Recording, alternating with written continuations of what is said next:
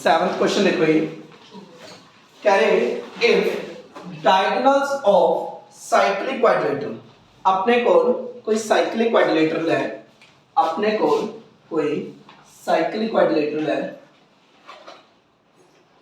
अपने कोल कोई cyclic quadrilateral है ए बी सी डी अपने कोल कोई साइक्लिक क्वाड्रिलेटरल है कह रहे अगर डायगोनल्स ऑफ साइक्लिक क्वाड्रिलेटरल अगर साइक्लिक क्वाड्रिलेटरल दे जो डायगोनल्स है साइक्लिक क्वाड्रिलेटरल दे जो डायगोनल्स है वो डायमीटर हो जान सर्कल दे जो साइक्लिक क्वाड्रिलेटरल दे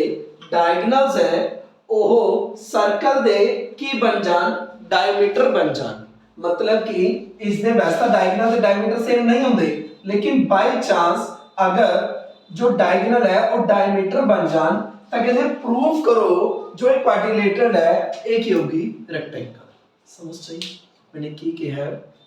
कहते कि अगर गिवन किया है पहले गल था ABCD एक साइक्लिक क्वाड्रिलेटरल है एक ही है साइक्लिक क्वाड्रिलेटरल सेकंड थिंग जो AC ते BD है वो की ने डायगोनल्स ने एंड मोर ओवर डायमीटर्स भी ने एनी गल समझ चाहिए इन्हें की क्या कहते अगर साइक्लिक क्वाड्रिलेटरल दे जो डायगोनल्स है और डायमीटर बन जान तब प्रूफ करो ABCD की है रेक्टेंगल तो मैंने प्रूफ की करना है ABCD रेक्टेंगल ABCD को की प्रूफ करना है रेक्टेंगल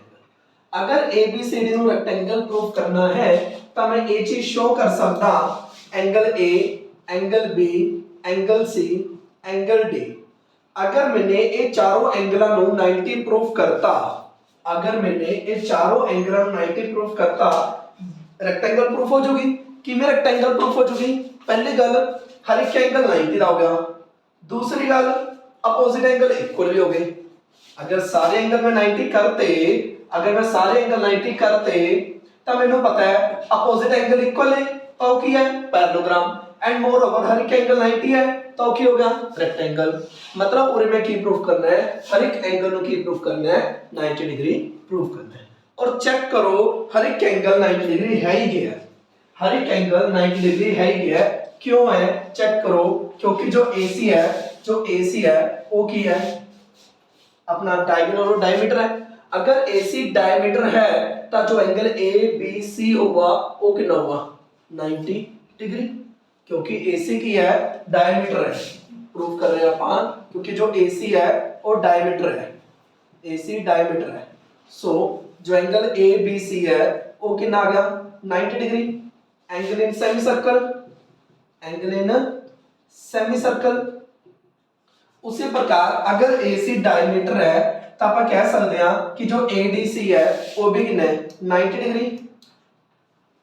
ADC क्या 90 degree angle in semi circle जिवें AC डायमीटर लेता उसी प्रकार आप BD डायमीटर लेके BD नु डायमीटर मानते हुए एंगल C ते एंगल A भी क्या आ जाएंगे अपने 90 आ जाएंगे एंगल C ते एंगल A भी क्या आ जाएंगे अपने 90 आ जाएंगे हुन चेक करो एक दूसरी लाइन लिखोगे here opposite angles are equal and moreover each angle is 90 degree here opposite angles are equal and moreover each angle is 90 degree so it is a rectangle ताई की है rectangle proof कुछ भी नहीं सी question च क्योंकि opposite angle equal है and 90 degree है क्योंकि अगर अपोजिट एंगल इक्वल होंगे नहीं तो पैरेललोग्राम होती है अगर ना 90 डिग्री भी हो जाते हैं तो रेक्टेंगल हो जाती है ये गल अपन नु पहला भी पता है अपन ने क्वाड्रिलेटरल चैप्टर च कितना है समझ सकी कुछ भी नहीं सी क्वेश्चन ची आंसर है कहंदे देखो क्वेश्चन सोचना है कहंदे अगर डायगोनल साइक्लिक क्वाड्रिलेटरल मतलब पहली गल अपन कोई साइक्लिक क्वाड्रिलेटरल की बने अगर उसके डायगोनल सर्कल दे डायमीटर बन जान ता जो अपने क्वाड्रिलेटरल है वो की बन जाऊगी रेक्टेंगल बन जाऊगी ਇਹਨੂੰ 90 ਕਿਵੇਂ ਪ੍ਰੂਵ ਰੈਕਟੈਂਗਲ ਕਿਵੇਂ ਪ੍ਰੂਵ ਕੀਤਾ क्योंकि ये डायमीटर है तो ये वाला एंगल 90 ये वाला एंगल 90 उसी प्रकार अगर ये डायमीटर है ये 90 ये 90 तो चेक करो सारे एंगल 90 आ गए सारे एंगल इक्वल भी ने अगर अपोजिट एंगल इक्वल ने एंड मोर ओवर 90 ने तो ये प्रूफ हो चुकी है रेक्टेंगल प्रूफ हो चुकी है। 8th क्वेश्चन है कह रहे if the non parallel side of trapezium अगर ट्रेपेजम दी नॉन पैरेलल साइड ट्रेपेजम दी नॉन पैरेलल साइड ये ट्रेपेजम है अपन की लेट किया ABCD के एक ट्रेपेजम है ट्रेपेजम की ਹੁੰਦਾ ਹੈ ਜਿਹਦੇ ਚ ਇੱਕ ਪੇਅਰ ਦਾ ਪੈਰਲਲ ਹੋਵੇ ਇੱਕ ਪੇਅਰ ਕੀ ਹੋਵੇ ਨॉन ਪੈਰਲਲ ਹੋਵੇ ਇੱਕ ਪੇਅਰ ਕੀ ਹੋਵੇ ਪੈਰਲਲ ਐਂਡ ਇੱਕ ਪੇਅਰ ਕੀ ਹੋਵੇ ਨॉन ਪੈਰਲਲ ਕਹਿੰਦੇ अगर जो नॉन पैरेलल साइड है ना ट्रेपेजम ਦੇ अगर वो इक्वल हो जान अगर ये दोनों साइड इक्वल हो जान तब प्रूव करो ये साइक्लिक है अगर ट्रेपेजम दी नॉन पैरेलल साइड इक्वल हो जान गिवन किया पहली गल ABCD ट्रेपेजम है ABCD ट्रेपेजम है सेकंड वन की गिवन है कि जो AD है वो BC दे इक्वल है तो प्रूफ की करना है अपने ABCD की है साइक्लिक अगर ABCD नु साइक्लिक प्रूफ करना है that's mean we have to prove angle A plus angle C angle B plus angle D equal to 180 degree any गल समझ चाहिए कुछ भी नहीं किया आज तक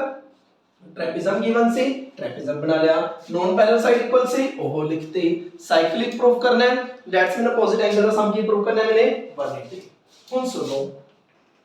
देखो अगर A1 लाइन इस दे पैरेलल है A ट्रांसवर्सल है तो angle A plus angle D कितना होगा 180 डिग्री होगा हाँ देखो जो AB है वो CD दे पैरेलल है AB अगर CD दे पैरेलल है और AD ट्रांसवर्सल है तो angle A plus angle D कितना अपने को 180 डिग्री होगा एंगल A क्योंकि उससे पहले लिख दियो क्योंकि जो AB है वो DC दे पैरेलल है और जो AD है वो एक क्या है transversal line so angle A plus angle D equal to कितना होगा 180 हम चेक करो सोचो A प्लस D 180 आ चुके हैं A प्लस D 180 आ चुके हैं लेके तुसी B प्लस D नु 180 आना है समझो गल A प्लस D 180 आ चुके हैं ते लेके की आना है B प्लस D 180 अगर तुसी किसी तरीके नाल एंगल A नु एंगल B दे इक्वल प्रूफ कर दो समझो गल नु क्योंकि देखो A प्लस D 180 आ चुके हैं B प्लस D 180 लेके आना है मतलब A दी जगह ते की लेके आना है B अगर तुसी किसी तरीके नाल एंगल A नु एंगल B दे इक्वल प्रूफ कर दो तो अपना काम हो जाऊगा समझ पा रहे हो अपने A प्लस D 180 है क्या B प्लस D 180 लेके आना है A प्लस D 180 है क्या B प्लस D 180 लेके आना है अगर एंगल A नु एंगल B दे इक्वल प्रूफ करदा तो अपना काम हो जाऊगा हुन कोई ए ना कह दियो कि अगर एबल साइड दे इक्वल है ते सामने एंगल इक्वल होगा और ट्रायंगल च हुंदा है क्वाड्रिलेटरल च नहीं हुंदा एवें नहीं कह सकते तुसी पर अपना मोटिव है ए वाले एंगल नु इस एंगल दे इक्वल प्रूफ करना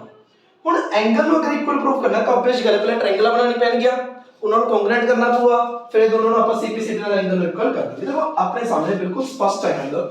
अपन की क्या सीगा non parallel side of triangle मैंने की बनाती कर कितने नॉन पैरेलल साइड इक्वल है नॉन पैरेलल साइड के इक्वल है प्रूफ करो ये साइक्लिक है इनको की प्रूफ करना है साइक्लिक अगर साइक्लिक प्रूफ करना है तो मैंने की प्रूफ करना है b plus d नु 180 प्रूफ करना है a plus c नु 180 प्रूफ करना है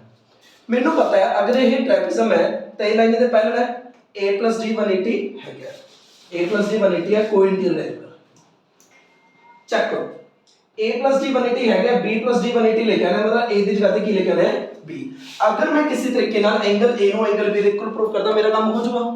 हुन एंगल a नु एंगल b दे इक्वल किवें प्रूफ करिए ऑब्वियस जगह एंगल इक्वल करना है तो सब तो पहले तो ट्रायंगल बनानी पैन गया और ट्रायंगल को कांग्रेट करांगे सीपीसीडी नाल इक्वल कर दांगे तो पहले हमने ट्रायंगल बनाने आ किवें बनावांगे एक कोरे कंस्ट्रक्शन कर लो परपेंडिकुलर एक कोरे कंस्ट्रक्शन कर लो परपेंडिकुलर एनी गल क्लियर है इनु नाम दे दो कुछ भी e इनु नाम दे दो कुछ भी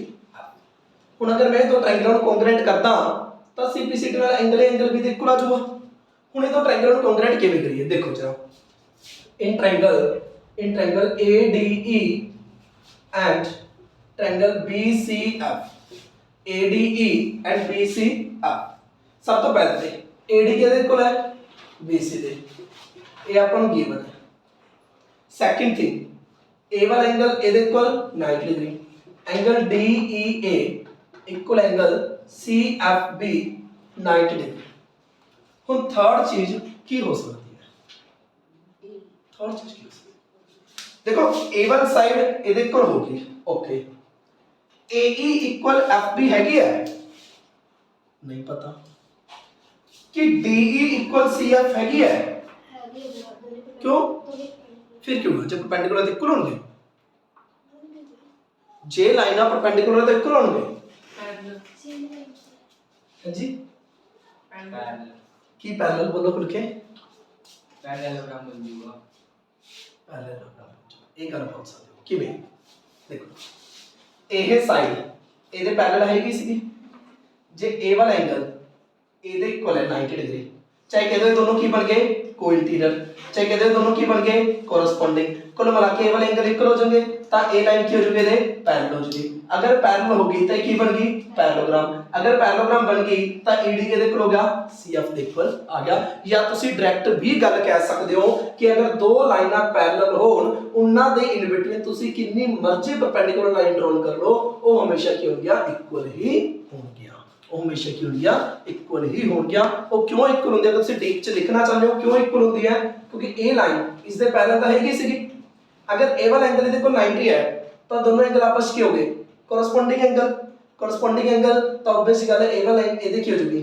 पैरेलल हो जूगी। अगर पैरेलल होगी एक ही बन चुकी है पैरेललोग्राम ਦੀ अपोजिट साइड ਕੀ ਹੁੰਦੀਆਂ ਨੇ, इक्वल। लेकिन तुम अपने टाइम के अकॉर्डिंग लिखोगे, टाइम है तो एक्सप्लेन कर दोगे, टाइम नहीं तो तुम लिख सकते हो कि टू पैरेलल लाइंस दे इन बिटवीन तुम कितनी मर्जी परपेंडिकुलर लाइन ड्रॉ कर लो, वो हमेशा की होंगे ने आपस इक्वल होंगे। समझ सही गल, तो आप की लिख सकते हैं कि जो DE है वो किसके इक्वल है, CF के। तो बिल्कुल अपने सामने क्लियर है कि जो ट्रायंगल ADE है वो कॉन्ग्रुएंट हो चुकी है ट्रायंगल BCF दे। किस रूल नाल चेक करो, एक तो ये साइड हुई है, इस तो बाद एक ये साइड हुई है, एक ये right angle hypotenuse side by RHS rule नाल दोनों ट्रायंगल कॉन्ग्रुएंट हो गई। CPCT नाल angle A angle B they equal हो गया, और अगर angle A angle B they equal है तो A की जगह पे मैं B लिख सकदा, तो B + D कितना आ गया, प्रोबेबिलिटी आ गया, यही मैंने प्रूफ करना सी। उसी प्रकार जो एंगल A सिमिलरली वर्ड लिख के तुम लिख सकते हो कि एंगल A + एंगल C भी कितना हुआ, 180 डिग्री। समझ समझ क्वेश्चन फील करो यार, क्वेश्चन कुछ भी नहीं है, सारे क्वेश्चन आंसर लेके बैठे हैं, सिर्फ आपने क्वेश्चंस का यूज किया है। इन्होंने non parallel side of trapezium क्या मैं ट्रेपेजम बना दी, नॉन पैरेलल साइड इक्वल क्या मैं parallel side non parallel side equal कर दी। कहते साइक्लिक प्रूफ करो, मैनू पता है बच्चे को पता है कि साइक्लिक की प्रॉपर्टी की होती है, अपोजिट एंगल का सम की है 180। ता ए वाली अपने 3-4 लाइनां लिख दिया। हुन देखिया कि अगर ये ट्रेपेजम है यही लाइन इसके पैरेलल है, ए ट्रांसवर्सल है, ता A + D कितना होगा, 180 डिग्री। A + D कितना होगा, 180 डिग्री। A + D 180 है क्या, B + D 180 लेके आना है। अगर किसी तरीके नाल मैं एंगल A नु एंगल B दे इक्वल करता, मेरा काम हो जाऊगा। हुन एंगल इक्वल कदों करते हैं, जो ट्रायंगल कॉन्ग्रुएंट होती है। ट्रायंगल कॉन्ग्रुएंट करने पर ट्रायंगल बनानी होगी, तो आपने ट्रायंगल बना ली, कॉन्ग्रुएंट करता, CPCT इक्वल आ गया, अपना काम हो गया। Got it. 9th क्वेश्चन देखो जी, तुसी एंगल ACP नु इक्वल प्रूफ करना है क्या CD दे, ए वाला एंगल इस इक्वल करना है, तो देखो किवें प्रूफ करना है।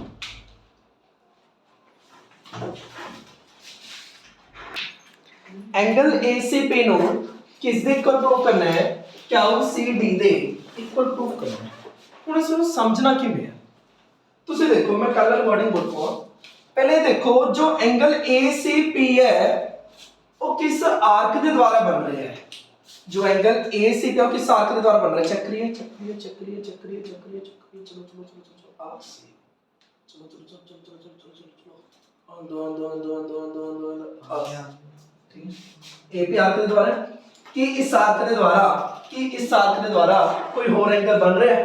कि इसी आर्क के द्वारा कोई और एंगल बन रहा है, जी हाँ बन रहे हैं, चेक करो। आंदे आंदे आंदे आंदे चलो चलो चलो चलो चलो आंदे आंदे आंदे आंदे चलो भी बन रहे। तो जो ए वाला एंगल है वो इस एंगल के इक्वल होगा कि नहीं होगा, जो ए वाला एंगल है, जो एंगल एसीपी है, जो एंगल एसीपी है, ध्यान से देखो ये चेहरा, जो एंगल एसीपी है, एसीपी है वो कहते करवा ए बी क्या पी दे, एंगल ए बी पी दे, angle in same segment, angle in same segment, check कर लो। इस तो एपी सेगमेंट तो ये एंगल भी बन रहा है, तो एपी सेगमेंट तो ए वाला एंगल भी बन रहा है। तो जो एंगल एसीपी है वो किससे इक्वल हो गया, एंगल एबीपी। और तक ओके है। चलो एसीपी की गल होगी, हुन मैं क्यूसीडी की गल करनी है। क्यूसीडी देखो, क्यूसीडी किस तो बन रहा है, चेक करो करो करो करो आंदे आंदे आंदे आंदे चल चल चल चल चल जाने जाने ऐसी किस तो कोई और बन रहा है, चेक करो आंदे आंदे आंदे देखो देखो देखो आ बन रहा है। तो इतना आप शिफ्ट करोगे, जो एंगल सी क्या डी है, जो एंगल सी क्या डी है, जो एंगल सी क्या डी है,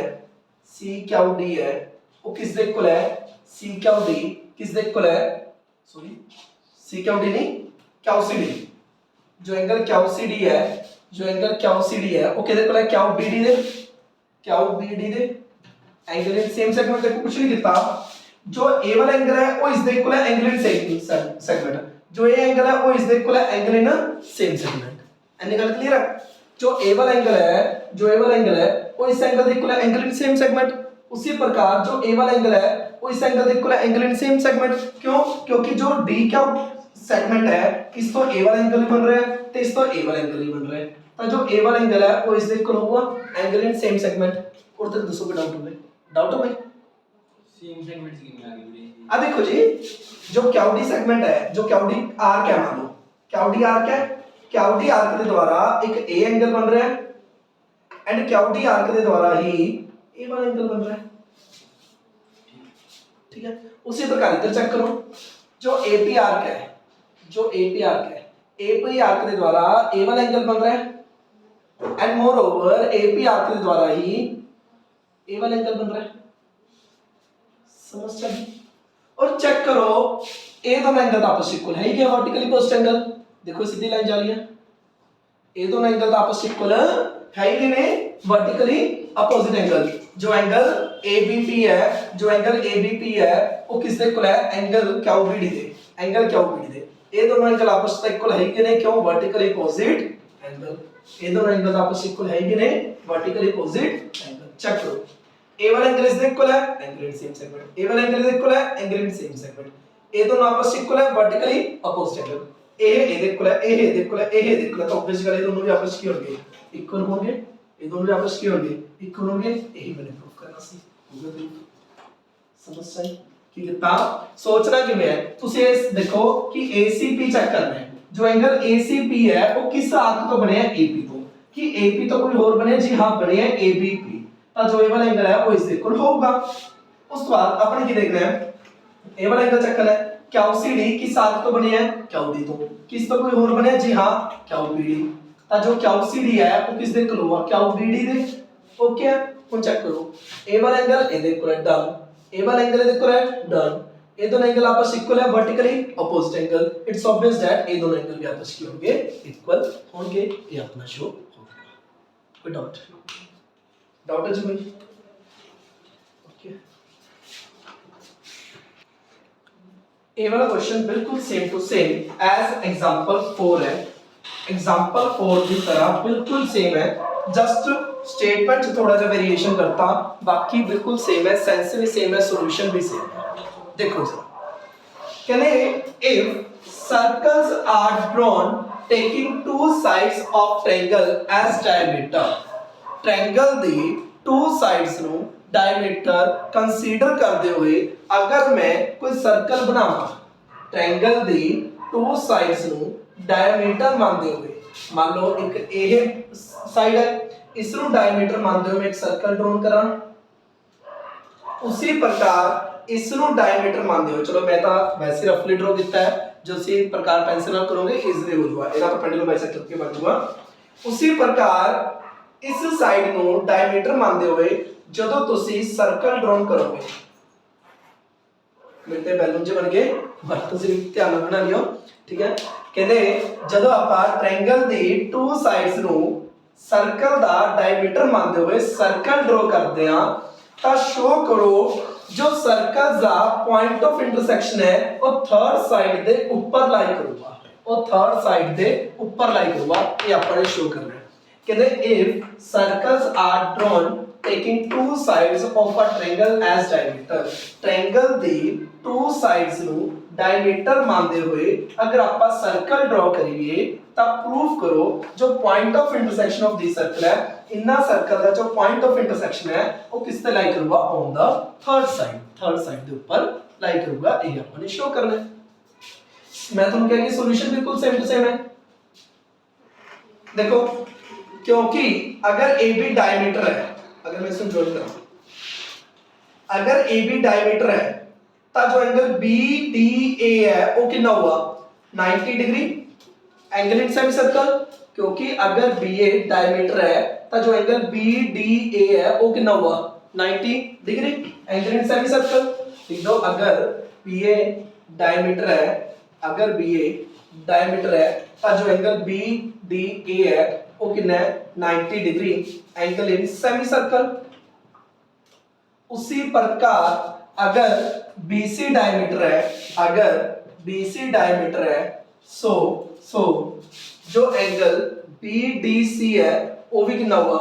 90 डिग्री अगर BC डायमीटर है तो BDC ये भी कितना हुआ 90 degree angle in semi circle जो एंगल BDC वो कितना आ गया 90 degree angle in semi circle A भी 90 है ए भी 90 है पूरा कितना हो गया 180 angle BDA plus angle BDC equal to 90 plus 90 equal to 180 अगर दो एडजेसेंट एंगल का सम 180 ਹੁੰਦਾ ਹੈ तो की बन जाता है लीनियर पेयर ਤਾਂ ਇਸ ਕਰਕੇ A की बन चुकी है एक लाइन बन चुकी है तो AC की एक लाइन है AC इज अ लाइन जिसके ऊपर D पॉइंट की कर रहा है एग्जिस्ट कर रहा है क्योंकि A ਤੇ ਇਹ 90 है ये पूरा 180 हो गया ये लाइन प्रूफ हो चुकी है ਤਾਂ जो ये इंटरसेक्टिंग पॉइंट है इस लाइन के ऊपर लाई कर चुकी है समझ रहे क्योंकि मैंने शो करना सी कि जो इनका इंटरसेक्टिंग पॉइंट है ये लाइन के ऊपर लाई करूगा लाइन के ऊपर लाई करने का मतलब की है इस पॉइंट चो इधर गुजरने वाली लाइन ते इस पॉइंट तो इधर गुजरने वाली लाइन सेम है मतलब ये इको लाइन है अलग अलग लाइन नहीं है मतलब ए वाला एंगल 180 है ये अपन ने प्रूव करना सी समझ लगी मतलब अगर इस पॉइंट नु पूरे अपन ने ये प्रूव करना है कि इस पॉइंट जो लाइन पास कर रही है मतलब जो लाइन इधर जा रही है वही लाइन इधर जा रही होवे ता मतलब ए प्रूव करना सी ए दोनों सम कितने है 180 वो अपन ने प्रूव करता ए डायमीटर है ए 90 आ गया ए डायमीटर है ए 90 आ गया पूरा 180 हो गया ते की बन गया लीनियर पेयर इस करके AC की एक लाइन है जिसके ऊपर D पॉइंट लाई करता है तो जो अपन ने शो करना सी वो शो हो गया 90 की मैं जी क्योंकि देखो कदे भी हमें सर्कल है सर्कल विच अगर कोई डायमीटर है डायमीटर के द्वारा अगर कोई भी एंगल बने वो हमेशा कितना होता है 90 डिग्री होता है क्योंकि ये डायमीटर है क्योंकि ए वाला एंगल 180 है